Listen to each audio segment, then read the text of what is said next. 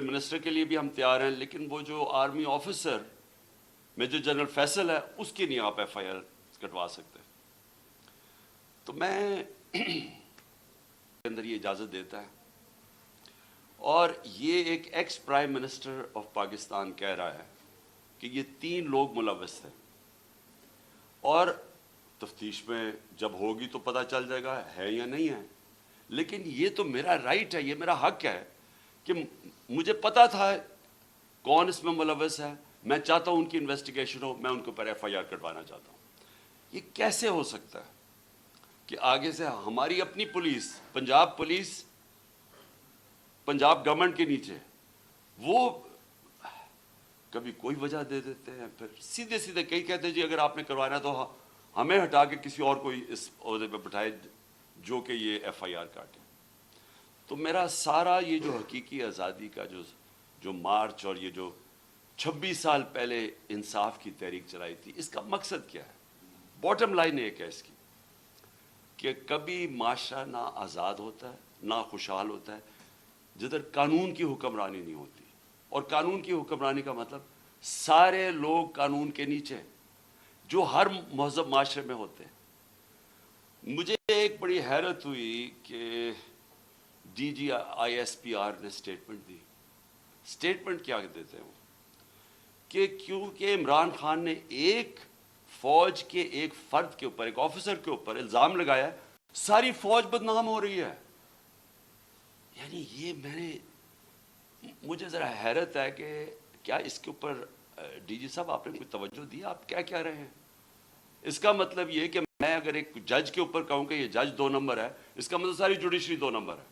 अगर वो कोई कहे कि PTI के अंदर एक कोई करप्ट आदमी है तो मैं कहूँ तुमने सारी PTI को करप्ट कह दिया। ये कोई, इसमें कोई लॉजिक है? आपके कोर्ट मार्शल क्यों होता है? क्योंकि कोई गलती करता है ऑफिसर तो कोर्ट मार्शल है। तो मैं जब ये कह रहा हूँ कि मुझे यकीन है कि इन तीनों लोगों ने इस पर पूरी साजिश के तहत ये किया, तो ये मेरा राइट है। और मैं कोई एक आम शहरी से इसलिए फर्क हूँ क्योंकि मैं सबसे बड़ी पॉलिटिकल पार्टी का सरबराह हूँ, मैं एक्स प्राइम मिनिस्टर हूँ। और मैं अगर ये FIR के अंदर ये इसका नाम नहीं लिखवा सकता, मैं आप सवाल पूछता हूँ कि बाकी कौम का क्या गुजर करती होगी, आम आदमी इस मुल्क में क्या करता होगा? मुझे ये बताएं कि ये तो मैं जो सारी मेरी जो 26 साल पहले तहरीक इंसाफ फॉर्म की थी, वो फिर साबित हो गया कि यहाँ तो सिर्फ ताकतवर जो है वो कानून से ऊपर और वो सारा कुछ है, आम आदमी को इंसाफ नहीं मिलता यहाँ। और जब तक आम आदमी को इंसाफ नहीं मिलता वो आज़ाद नहीं होता। तो वो कौम जिसमें इंसाफ नहीं, वो गुलाम रहती है, और गुलाम कौमों परवाज नहीं कर सकती। ये मैं जितनी भी दुनिया की डेमोक्रेसी में देखूं, ये तासुर कोई सोच भी नहीं सकता इस तरह। पहला मेरा ये पॉइंट है। दूसरा मेरा पॉइंट ये है कि जब ये अभी शहबाज शरीफ ने बात की जुडिशल कमीशन की, तो मैं वेलकम करता हूं कि जुडिशल कमीशन बना। लेकिन मेरा पहला पॉइंट ये है कि जुडिशल कमीशन क्या करेगी जब जो 3 लोगों के मैंने नाम लिए हैं, इन 3 के नीचे सारी वो एजेंसी जिन्हें इन्वेस्टिगेट कर रही हैं। अब हम कैसे एक इम्पार्शल, एक साफ और शफाफ इन्वेस्टिगेशन करवा सकते हैं जब उनके सरबराह वो बैठे हुए जिनके नीचे लोगों ने इन्वेस्टिगेट करना है? ये हो ही नहीं सकता। इसलिए मैंने ये कहा था कि 3 रिजाइन करें ताकि इन्वेस्टिगेशन सही हो सके। हो सकता है मैं गलत हूं, लेकिन मुझे एक इस मुल्क के अंदर एक साफ और शफाफ इन्वेस्टिगेशन चाहिए। और इन्वेस्टिगेशन इसलिए कि मैं पहले भी ये पूरा इसका एक पैटर्न है। ये नहीं कि मैंने एकदम उठ के कह दिया कि ये जी ये कि फलाना इसमें इन्वॉल्व है। इसका एक पैटर्न है। पहले एक वीडियो निकलती है जिसमें मुझे ये बताया जाता है कि मैं कोई मजहब की तौहीन कर रहा हूं। वो किधर से निकलती है वो इस इन्वेस्टिगेशन में पता चलना चाहिए। वो कौन निकालता है, वो फिर उसको कौन उठाता है? एक वो جرنلسٹ اٹھاتا ہے جس کی افیلیشن ایک پارٹی سے ہے, یہ انویسٹیگیشن میں آئے گی. اس کے بعد کون پریس کانفرنس کرواتا ہے؟ مریم صفدر, مریم وہ اورنگزیب اور جاوید لطیف سے, اور وہ مجھے کہتے ہیں کہ میں نے مذہب کی توہین کی ہے, اور وہ ویڈیو دکھاتے ہیں. اس کے اوپر ان کے اوپر ہم ایف آئی آر کٹوا, کیونکہ مجھے پتا چل گیا تھا کہ انہوں نے اب اس کو استعمال کر کے وہی سلمان تاثیر ٹائپ قتل کروانا ہے میرا. ان دونوں کے اوپر ہم پھر ایف آئی آر, ان تینوں کے اوپر ایف آئی آر بڑی مشکلوں سے کرتی ہے. اس کے بعد میں پبلک میں جا کے جلسوں میں اور انٹرویوز میں بتاتا ہوں کہ ان کی سازش کیا ہے, انہوں نے کس طرح استعمال کرنا ہے یہ ایک دینی انتہا پسند, اس نے جنوب میں آ کے مار دیا کیونکہ میں نے مذہب کی توہین کی. کوئی ایکشن نہیں لیا جاتا. اور پھر کیا ہوتا ہے جب میرے اوپر یہ واردات ہوتی ہے, آپ صرف اس کے بعد دیکھ لیں کہ اس کے بعد ہوتا کیا ہے. کون سے لوگ جو امیڈیٹلی ریئیکٹ کرتے ہیں. ابھی ایف آئی آر ہی نہیں کٹی, ابھی شروع ہی ہوئی ہے بات,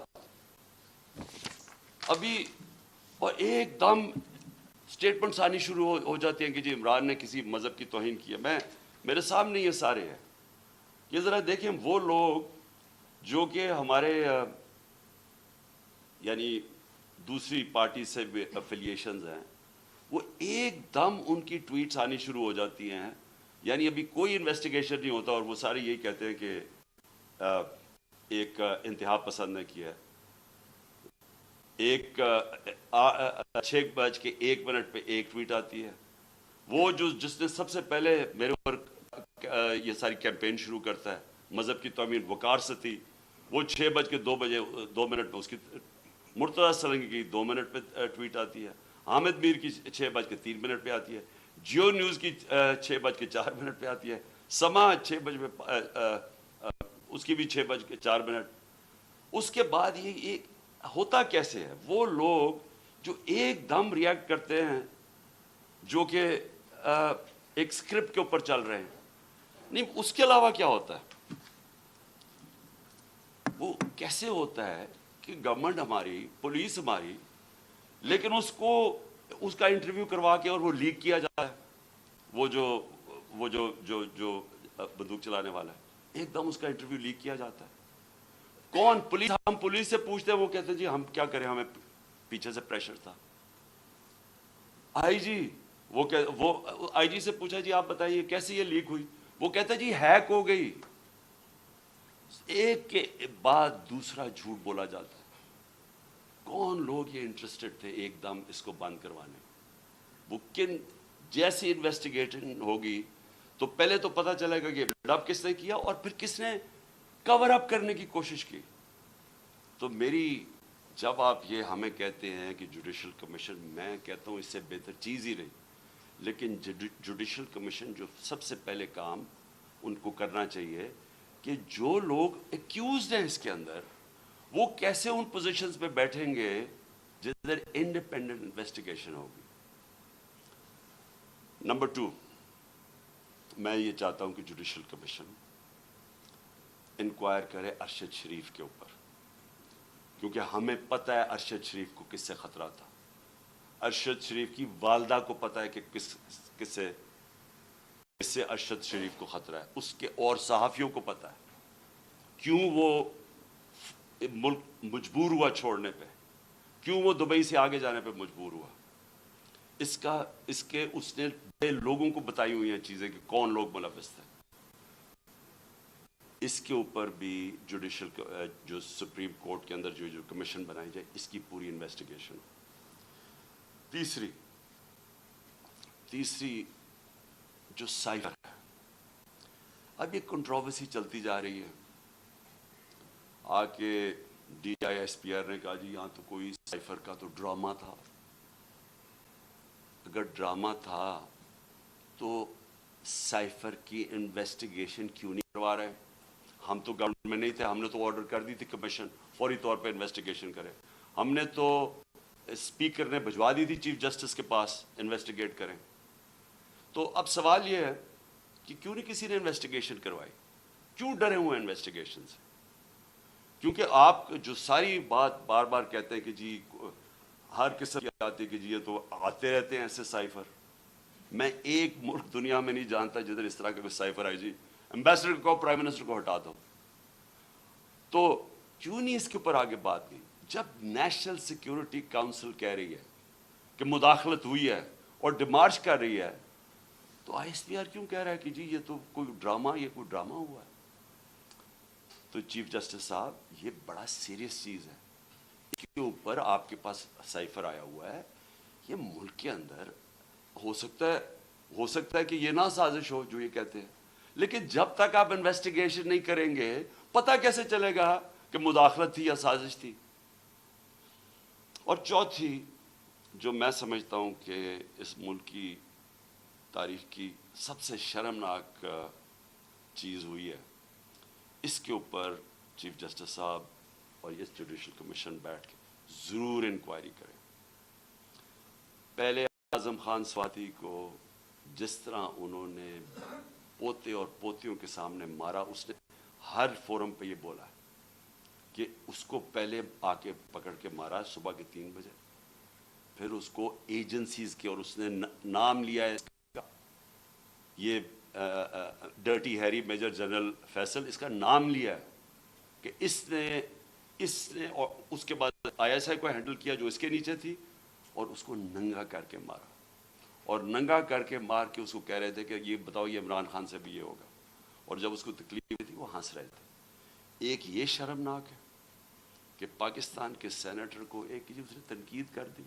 ساری دنیا میں جو پاکستان ایک بنانا ریپبلک کی طرح ایک کمپیئر ہوتا ہے کہ کیا کس طرح کا ملک ہے کہ ایک سینیٹر کو ایک تنقید کے اوپر کیا, باہر تو کوئی نہیں انڈرسٹینڈ کرتا ہے.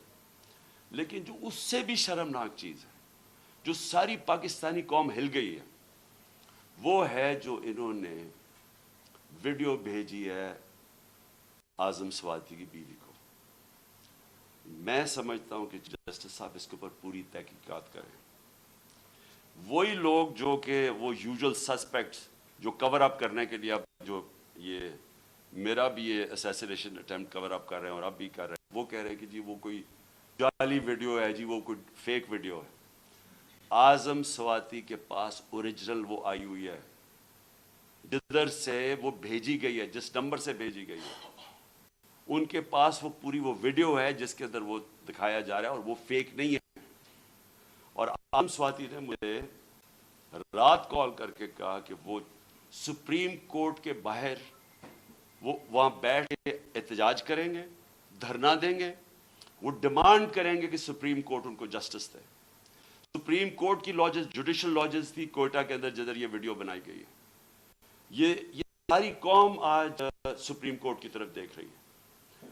اعظم سواتی نے فیصلہ کیا کہ وہ وہاں باہر دھرنا دے گا, ہمارے سارے پی کے سینیٹرز اس کے ساتھ بیٹھیں گے, وکلا کے آرگنائزیشنز کے لوگوں کو دعوت دی ہوئی ہے, وہ آپ آ کے وہاں بیٹھیں اور ڈیمانڈ کریں کہ یہ ملک ہمارا یعنی کدھر گرتا جا رہا ہے, کہ اس انتہا پر پہنچ گئے ہیں لوگ بلیک میل کرنے کے لیے, کنٹرول کرنے کے لیے.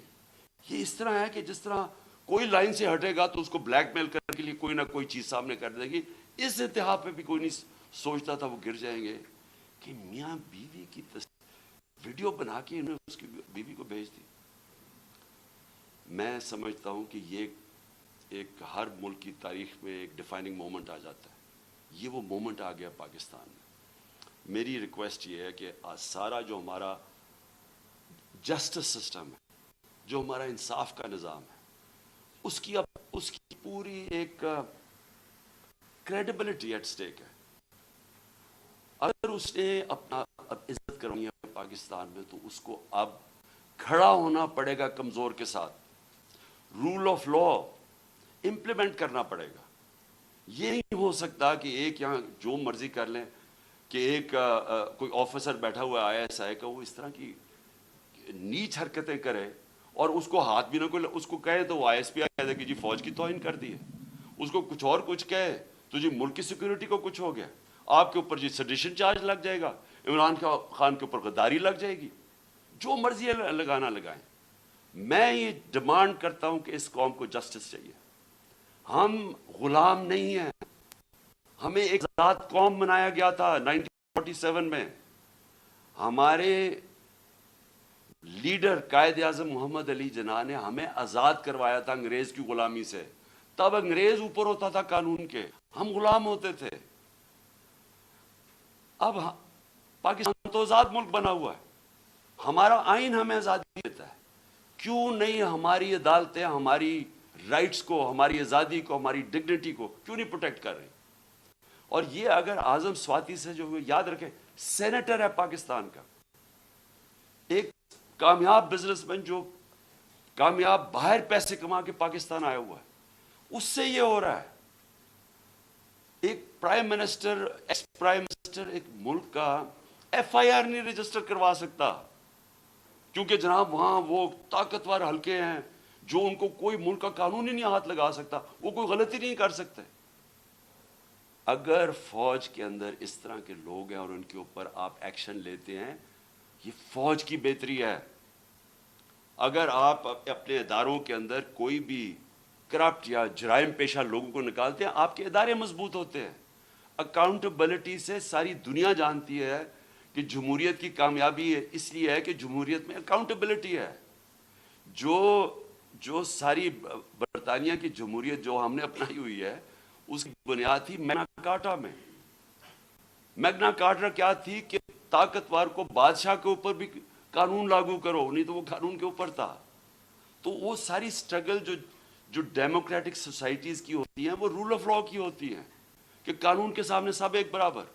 یہاں بلیٹنٹ وائلیشنز ہو رہی ہیں کہ یہاں ایسا کوئی کریٹ کر دیا خوف کا کہ لوگوں کے ذہنوں میں ڈال دیا ہے کہ جی یہ لوگ, یہ تو بس ان کو تو کچھ کہیں نہ, جو مرضی کریں کر سکتے ہیں. پاکستانی فوج مضبوط ہوگی جب اس کے اندر اکاؤنٹیبلٹی ہوگی. پاکستان کی فوج کمزور نہیں ہوگی, وہ کمزور اس طرح ہو رہی ہے جب اس طرح کا آدمی حرکتیں کر رہا ہے. تو میری ریکویسٹ یہ ہے کہ یہ جوڈیشل کمیشن بنے اور یہ چیزیں جو میں نے ابھی 4 پوائنٹس کہی ٹیک اپ کریں. اور میرا لاسٹ پوائنٹ, ہم نے فیصلہ کیا ہے کہ ہماری جو مارچ ہے اب وہ شروع ہوگی. منگل سے وہی وزیر آباد جدھر مجھے یہ گولیاں لگی تھی اور ہمارے 11 اور لوگوں کو گولیاں لگی تھی اور جدھر معظم شہید ہوا تھا, ادھر سے ہماری مارچ شروع ہوگی. میں ہر روز مارچ سے خطاب کروں گا یہاں سے, اور ہماری مارچ اگلے 10 سے 14 دن تک, اس کے بیچ میں سپیڈ کے اوپر ڈیپینڈ کرتا ہے, یہ پہنچے گی پنڈی. سارے پاکستان سے وہ لوگ اسی ٹائم پہ نکلیں گے کہ ایک ٹائم پہ جب یہ پلان کریں گے 10 اور 14 دن کے بیچ میں پنڈی پہنچنا. میں پنڈی خود ہوں گا, اور ادھر سے سارے پاکستان کی جو لوگ جمع ہوں گے اس مارچ کو پھر میں لیڈ کروں گا. اور میں یہ اپنی ساری قوم کو آج کہنا چاہتا ہوں کہ آپ ساروں نے ایک چیز سمجھ لینی ہے کہ اگر ہم یہ خوف کے اندر آ کے, اور ہم نے یہ جو میں بار بار کہتا ہوں کہ لا الہ الا اللہ, کوئی نہیں ہے خدا سوائے اللہ کے, یہ ہمیں آزاد کرتا ہے, یہ ہمارا کلمہ ہمیں آزاد کرتا ہے. آپ جس وقت کسی سے ڈر کے اپنی آزادی کمپرومائز کریں گے, اپنے ضمیر کا سودا کریں گے, میری نظر میں وہ شرک ہے.